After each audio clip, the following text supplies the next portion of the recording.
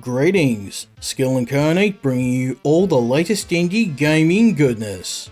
Welcome back as we look at another indie game. This time I'm returning to the world of old school arcade games with Qubyte Classics Beatemup Archives. This game was developed by Pico and released by Qubyte's an indie developer and publisher who've been restoring retro arcade games for modern consoles, several of which I've previously reviewed, including Zero Tolerance and Gourmet Warriors. The Beatemup Archive contains a port of Iron Commando and Legend, which were released on the Super Nintendo and Japanese Famicom in 1994 and 1995.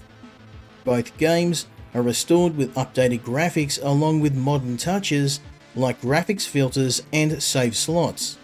Unfortunately, the collection released to mixed reviews, with the users citing poor performance, severe balance issues and extremely repetitive gameplay.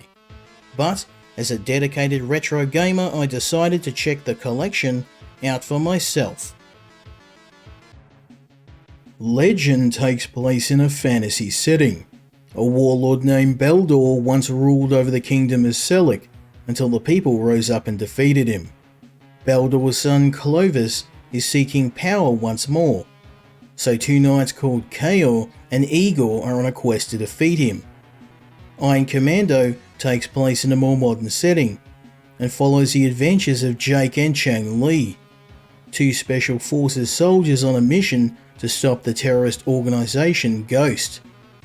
When the duo learn the organisation's efforts to harvest a fallen meteor in order to weaponize it, they decide to confront Ghost head-on. Despite the different settings, both games have a similar style, with players fighting their way through a number of levels, collecting weapons and power-ups and fighting an army of foes. The controls are very tight on the PlayStation, and we found the performance to be smooth for both games. The graphical filters were a great addition, allowing for a smoother visual experience than the original games. While I did enjoy trying out the arcade collection, unfortunately I did find many of the criticisms of the games were indeed valid. The main issue with the games are the difficulty.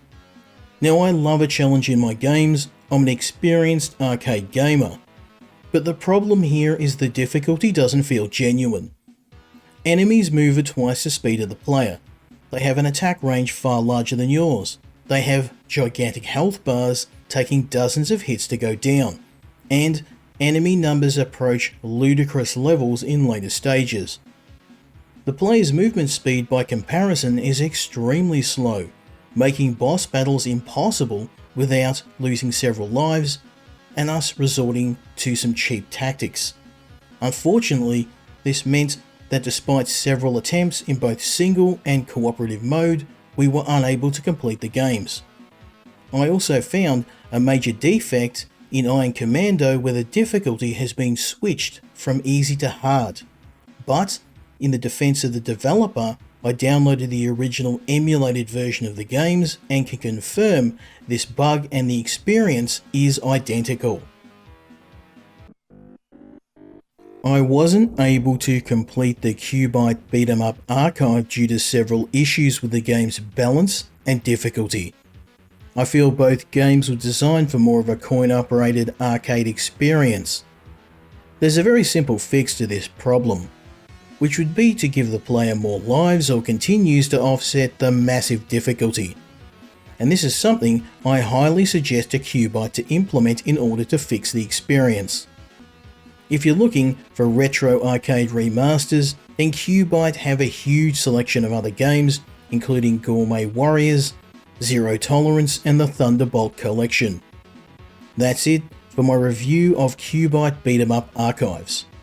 If you enjoyed the video, I'd appreciate a like and a subscribe, as it really helps the channel. As always, let me know your thoughts in the comments, and I hope you join me next time when we look at another indie game. Until then, Skill Incarnate, out.